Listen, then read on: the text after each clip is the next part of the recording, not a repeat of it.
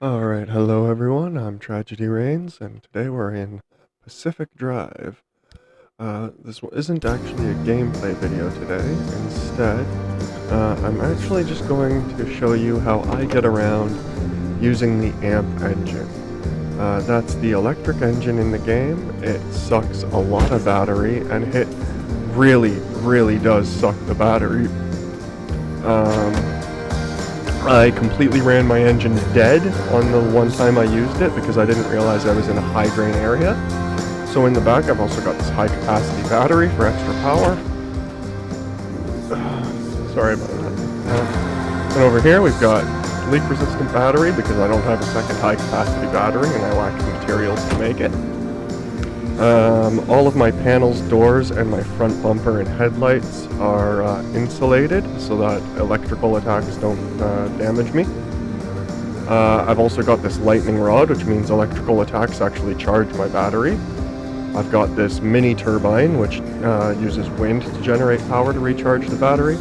I've also got a solar panel to recharge the battery, and a hydro generator, which uses rain and other water to recharge the battery. So that's how I'm getting around the power issue. I have lots of power generation and lots of power storage, as well as the resistances on my car, so I can literally just sit there getting electrocuted and it just charges my battery. Then in the back here, I've got my fuel synthesizer, I think? No, this is the fuel tank. Sorry, this is the expanded backseat fuel tank. That's for when I'm using my fueled engine. And that would replace the leak-resistant battery normally. And then if I go in here, you'll notice I have a pile of repair stuff. That's because I'm going into a rather dangerous area. The food, I just couldn't be bothered to put it anywhere else. But then you'll also notice I have a fuel synthesizer. This uses a little bit of power and elements from the environment as you go around to make fuel. Then I've also got the Lazarus device. This will dump all of its energy into rescuing you if you're about to die. So it's kind of handy. I've never actually put it to use though, but I'm bringing it with me just in case. Then I've got my nitro boost. That's more or less just in case I need to move my ass, like say a storm suddenly is approaching and it's moving fast, because that does happen and you get caught and you take a lot of damage. And then of course I've got the limb shield, which is a story item that I need for the trip I'm about to go on. So that's essentially how I get around while still being able to use the AMP engine, which is a higher horsepower engine than the Turbo Light.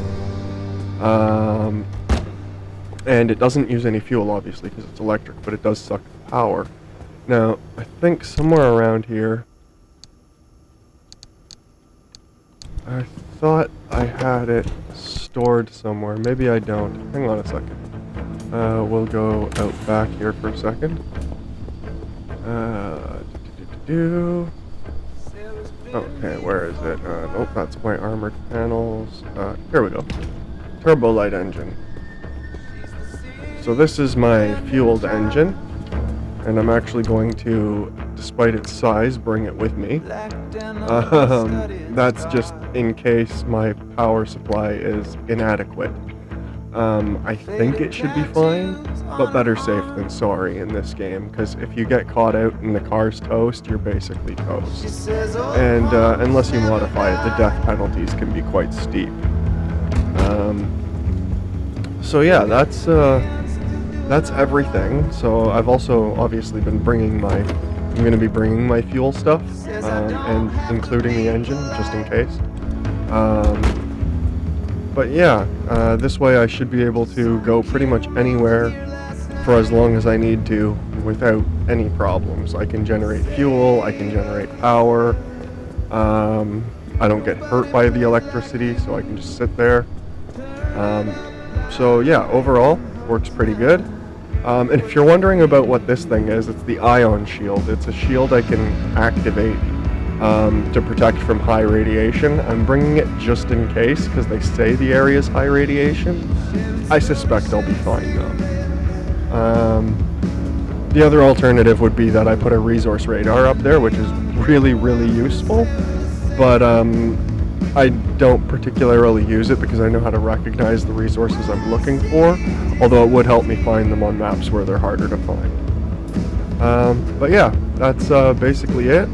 So now you can build the AMP engine and set yourself up to actually have practical use out of it. The interesting thing about the AMP engine is it's actually easier to build than the turbo light engine, and it has higher horsepower. The biggest drawback with it is the power consumption early on, because you don't have all of the extra batteries or charging medium. So if you're going to use the AMP engine, make sure you look into like what it's going to take to get your lightning rod, your mini turbine, all of this good stuff to keep your engine running. So I think that's about it for now. And remember, whenever you're back in the garage, you can cause a massive power surge to recharge all of your power. You also have fuel pump, which some people think is unlimited, but as you can tell, it is not. It is running out of fuel slowly. It does hold quite a bit though. I also have a large fuel tank in storage here, and of course the small fuel tank that the car comes with. So again, loads of ability to just basically go indefinitely. So if you look here, mission I'm on, I am crossing the last wall into the deep zone. So I will not be recording that strip of the journey just because it contains some pretty significant spoilers. But I do plan on eventually doing a full playthrough. But before then, I will probably just do random trips. Probably going up to the deep zone, building up the rest of my supplies, and unlocking the rest of the stuff for the workshop, etc. But yeah, I hope this has been informative, and I hope that's helped you learn how to use the AMP engine. And I look forward to seeing you in the next video. Bye for now.